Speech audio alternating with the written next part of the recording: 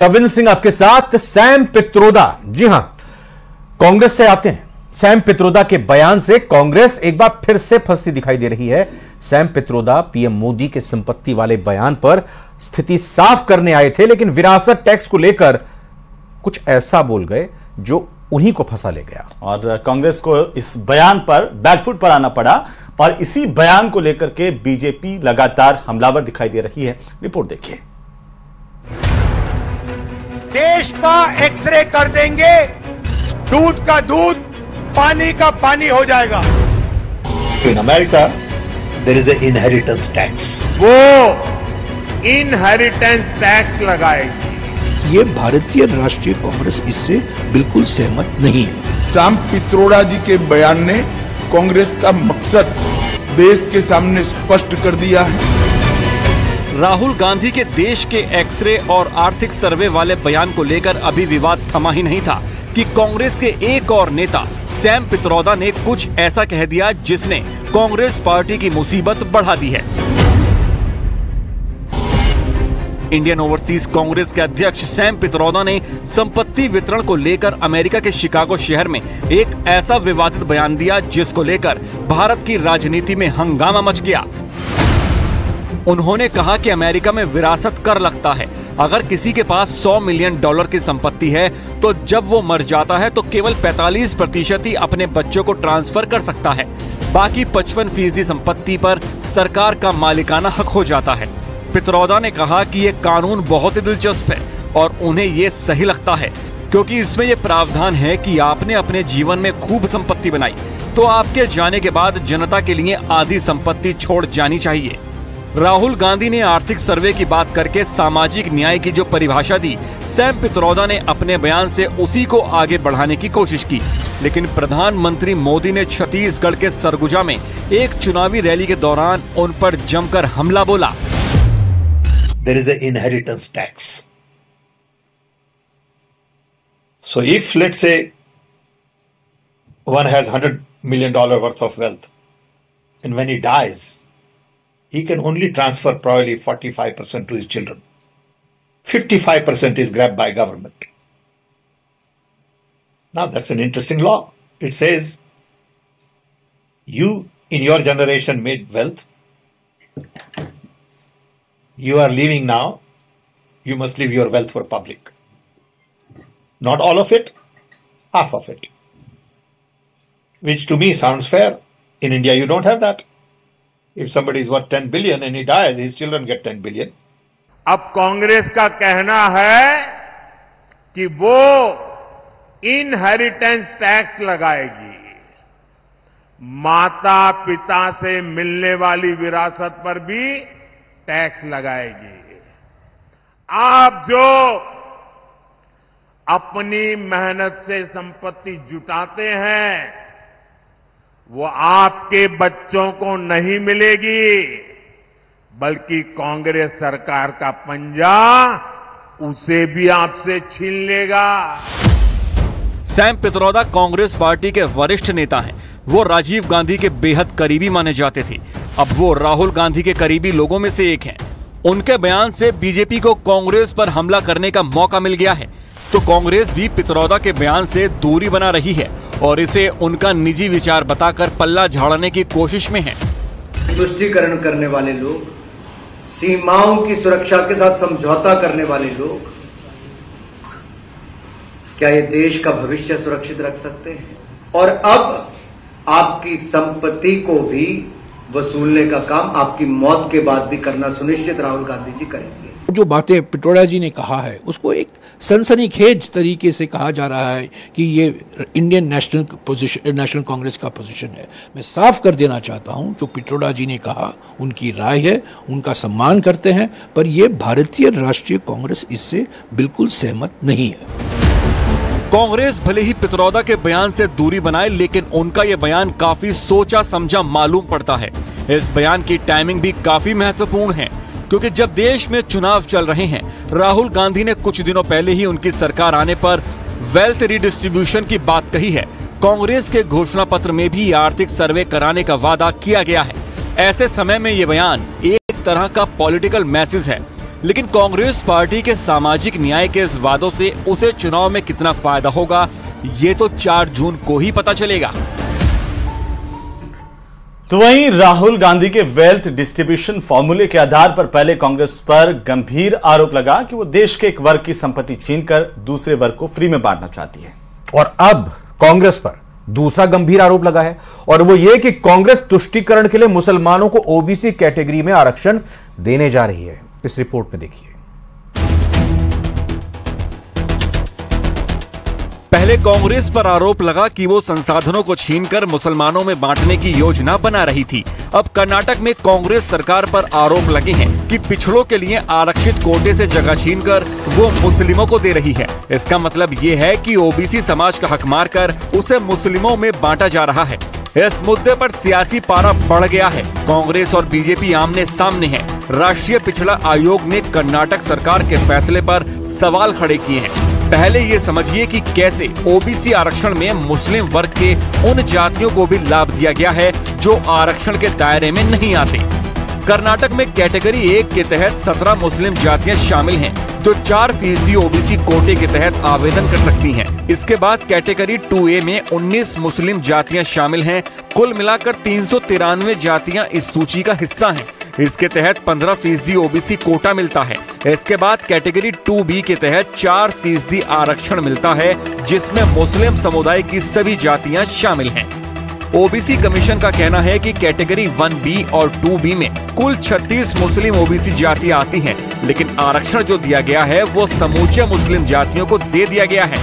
Karnataka government ने, कर्नाटक सरकार में जो हुआ है 2002 से, वहाँ पर 4% आरक्षण पूरे मुस्लिम भाइयों को दे दिया है। यानी कर्नाटक का ऐसा स्टेट है कि वहाँ पे हर मुसलमान ओबीसी में है। इस तरीके से दिया हुआ है कि इसमें भी भ्रम फैलाया जा रहा है। इसमें भी आपने जो मुझसे सवाल पूछा, ये आधा सच है और अर्ध सत्य पूरे झूठ से थोड़ा दिक्कत तलब होता है। सुप्रीम कोर्ट का फैसला आया था जब हमारी सरकार आई थी कि जो रिजर्वेशन है वो खत्म नहीं किया जा सकता है। मुझे ऐसा लगता है कि अगर पिछड़े वर्ग में उनको शामिल किया गया है तो जरूर इसके पीछे कोई नीतिगत सोच होगी।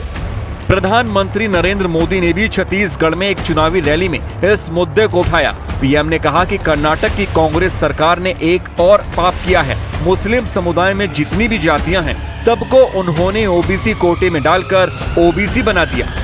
कांग्रेस ने सामाजिक न्याय का अपमान किया, सामाजिक न्याय की हत्या की। कांग्रेस ने भारत के सेक्युलरिज्म की हत्या की। कर्नाटका अपना यही मॉडल ये कांग्रेस पूरे देश में लागू करना चाहती है। राष्ट्रीय पिछड़ा आयोग को कर्नाटक में ओबीसी आरक्षण कोटे में अनियमितता की जानकारी मिली थी। उसके बाद आयोग ने पिछले 6 महीने में इसकी जांच शुरू की तो पता चला कि साल 2023 में राज्य के सरकारी पीजी मेडिकल के 930 में से 150 सीट मुस्लिम वर्ग को आरक्षित किया गया है, जो करीब कुल सीट का 16% है। खास बात यह है कि इनमें मुस्लिम वर्ग के उन जातियों को भी लाभ दिया गया है जो आरक्षण के दायरे में नहीं आते। कांग्रेस का असली फेस यही है। वह इस देश की हर संस्था, हर व्यवसाय में डिवीजन करना चाहती है। भारतीय जनता पार्टी ने हमेशा इसका डटकर विरोध किया है और हमेशा पूरी ताकत से हम इसका विरोध करेंगे। और साथियों, इस बार के मैनिफेस्टो में फिर कांग्रेस ने सरकारी नौकरियों में रिलीजियस माइनॉरिटीज के लिए रिजर्वेशन का संकेत दिया है। इस बार के उसमें जो यदि लागू किया तो उसमें आर्म्ड फोर्सेस को भी उसके दायरे में यह ले सकता है। यह देश की यूनिटी और इंटीग्रिटी को प्रभावित करने वाला एक थॉट है। एनसीबीसी ने माना है कि मुस्लिम समुदाय में ऐसा वर्ग है जिन्हें आरक्षण की जरूरत है, लेकिन पूरे समुदाय को पिछड़ा मानना गलत है।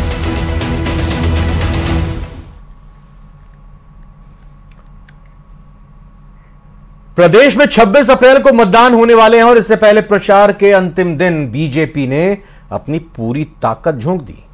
तो जैसलमेर बाड़मेर सीट हॉट सीटों में शुमार है। ऐसे में इस सीट की चर्चाएं देश भर में हैं। देखिए एक खास रिपोर्ट।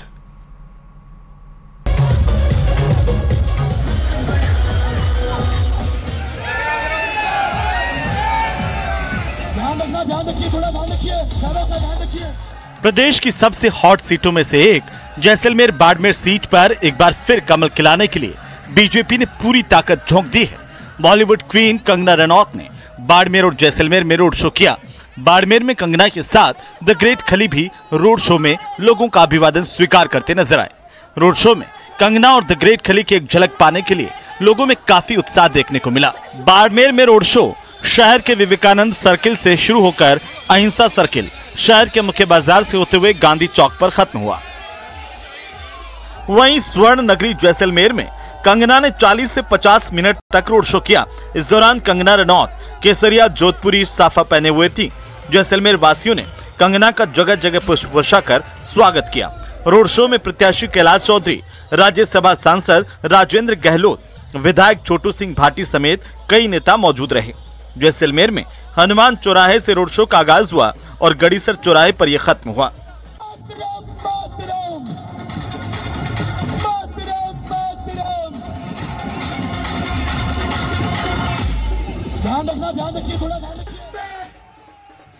भीषण गर्मी में धूप से बचने के लिए कंगना के रथ पर छाता लगाया गया था।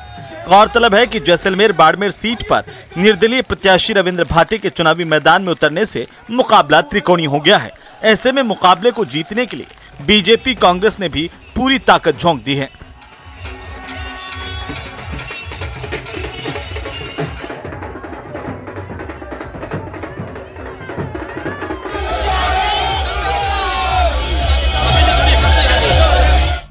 तो चलिए अब बात करेंगे पश्चिम बंगाल की, क्योंकि पश्चिम बंगाल की मुख्यमंत्री ममता बनर्जी ने बीजेपी पर अपने भतीजे अभिषेक बनर्जी की हत्या की कोशिश के गंभीर आरोप लगाए हैं। ममता बनर्जी ने यह दावा बीरभूम और बर्दवान में चुनाव प्रचार के दौरान मंच से अपने संबोधन में किया और इससे पहले कोलकाता पुलिस ने राजा राम रेगे नाम के एक संदिग्ध को मुंबई से भी गिरफ्तार किया था।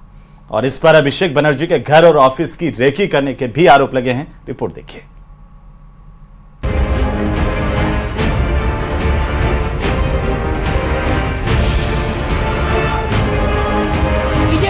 गद्दार बोलें बोमा फाटाबो, अरे बोमा फाटिए ममता बनर्जीर ऊपर राग आओ तो मेरे दे, अभिषेक केও तो खून करते गेছিলি।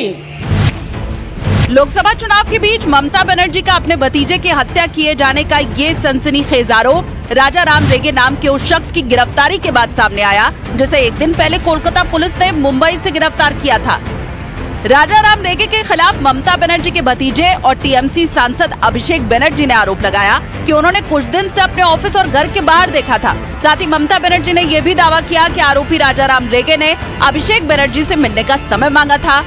ममता बनर्जी के मुताबिक आरोपी का मुलाकात के बहाने अभिषेक बनर्जी की हत्या का प्लान था। आरोपी की गिरफ्तारी से ठीक एक दिन पहले ममता बनर्जी ने अपनी और भतीजे अभिषेक बनर्जी की जान को खतरा भी बताया था। बीजेपीर एक गद्दार बोलें बोमा फाटाबो, अरे बोमा फाटिए ममता बनर्जीर ऊपर राग आओ तो मेरे दे, अभिषेक केও तो खून करते गेছিলি, ধরে ফেলেছিলাম আমরা, কিভাবে করেছিলি, তার বাড়ি পর্যন্ত রেকি করেছে, फेस टाइम में फोन করেছে, आपका साथ बात करने चाहती हूँ, बोले সময় দিলেই গুলি করে দিয়ে পালিয়ে যেত। এরা চায় যারা ওদের বিরুদ্ধে কথা বলে তাদের মেরে দাও, তাদের জেলে ভরে দাও। बीजेपी ने दावा किया कि ममता बनर्जी लोकसभा चुनाव में फायदे के लिए ऐसे बयान दे रही हैं और अपनी पुलिस का इस्तेमाल कर रही हैं, क्योंकि रेगे की गिरफ्तारी से एक दिन पहले भी ममता बनर्जी ने अभिषेक की जान को खतरा बताया था और उसके अगले दिन कोलकाता पुलिस ने राजा राम रेगे को मुंबई से गिरफ्तार कर लिया। उस पर कोलकाता में अभिषेक बनर्जी की रेकी करने का आरोप लगा था। 26/11 मुंबई आतंक जब हमला हुआ था, उसका हेडली का ये संगी था। ये कहां से ये सब आ गया ये इन्हीं को पता है। ये आदमी आ गया, अचानक हो गया सब कुछ, और क्या है, हमारे जान को खतरा है। भैया वोट नहीं मिल रहे हैं, सहानुभूति में भी वोट मिलते नहीं। दरअसल ये सारा मामला 20 अप्रैल को पश्चिम बंगाल के बीजेपी नेता शुभेंदु अधिकारी के उस बयान के बाद शुरू हुआ, जिसमें उन्होंने ये कहा था कि 22 अप्रैल को एक बड़ा धमाका होगा। यह धमाका टीएमसी और उनके शीर्ष नेतृत्व को हिला कर रख देगा।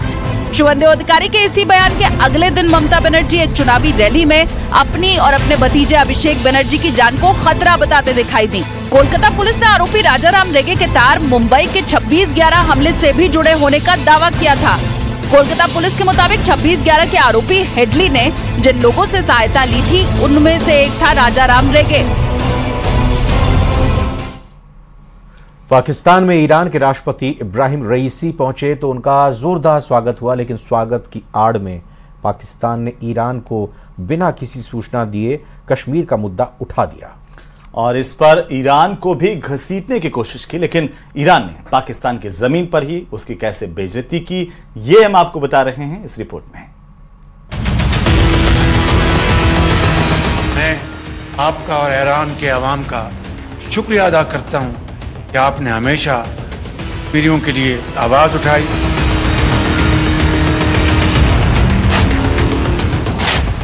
दो महीने पहले आप खुद एक दूसरे के ऊपर मिसाइल दाग रहे थे। ईरानी प्रेसिडेंट ने जो है एक बार भी कश्मीर का नाम नहीं लिया, जबकि शहबाज शरीफ साहब ने जो तकरीर की या जो एड्रेस किया उसमें उन्होंने 3 से 4 बार कश्मीर का जिक्र किया। पाकिस्तान ने एक बार फिर धोखे वाली हरकत की और उसे एक बार फिर बेइज्जत होना पड़ा। ईरान के राष्ट्रपति 3 दिन के दौरे पर कंगाल पाकिस्तान पहुंचे थे। पाकिस्तान के पास कारपेट बिछाने के भी पैसे नहीं हैं, लेकिन किसी तरह पाई पाई जोड़कर उसने ईरान के राष्ट्रपति इब्राहिम रईसी के लिए रेड कारपेट बिछाया, गार्ड ऑफ ऑनर दिया, रईसी के लिए शायरी पढ़ी। माँ रोशन दिले माशात, चश्मे माँ रोशन दिले माशात, खैर खूब। आपको देख के अब हमारी आंखें ठंडी हुई और हमारा दिल खुश हुआ। अपने दुश्मन ईरान को सच्चा दोस्त बताया, लेकिन इन सब स्वागत के पीछे उसकी चाल थी, जिसका जवाब भी उसे ईरानी भाषा में मिल गया। सबसे पहले आप देखिए कैसे ईरान के साथ दोस्ती का दिखावा कर पाकिस्तान ने दगाबाजी की। मैं आपका और ईरान के अवाम का शुक्रिया अदा करता हूं कि आपने हमेशा कश्मीरियों के लिए आवाज उठाई और इंशाअल्लाह मैं समझता हूं कि वो दिन आएगा जब कश्मीरियों को भी उनके हकूक मिलेंगे। ईरान के राष्ट्रपति पाकिस्तान में कई आपसी मुद्दों पर बात करने आए थे, लेकिन शहबाज शरीफ ईरान को बिना बताए कश्मीर का मुद्दा उठाने लगे। शहबाज शरीफ की जुबान से कश्मीर शब्द सुनते ही रईसी चौंक गए। उन्हें उम्मीद नहीं थी कि पाकिस्तान के पीएम ईरान की आधिकारिक यात्रा पर इस तरह से सियासत करेंगे, लेकिन ईरान तो चलिए अब एक